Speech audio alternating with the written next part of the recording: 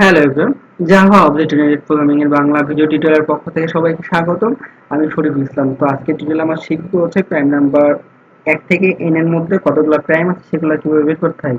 তো আমরা আমাদের থিওরিক্যাল পার্টে দেখিয়েছি কিভাবে এটা বের করতে হয়। তো আমরা এখানে কোড লিখে রেখেছি। কি করেছি আমি কোডের মধ্যে প্রথমে একটা ইউজারের কাছ থেকে নাম্বার নেওয়ার জন্য এখানে একটা ভেরিয়েবল ধরেছি, আর দুটো লুপ চালানোর জন্য যে ধরেছি এবং কাউন্টের জন্য কাউন্ট একটা ভেরিয়েবল ধরেছি। তো প্রথম লুপ চালিয়েছি i সমান 2 থেকে চলবে হচ্ছে n পর্যন্ত যে সংখ্যা দিব, আর পরের লুপটা চলবে হচ্ছে কি 0 থেকে শুরু হবে এবং i এর থেকে ছোট পর্যন্ত লুপটা চলবে।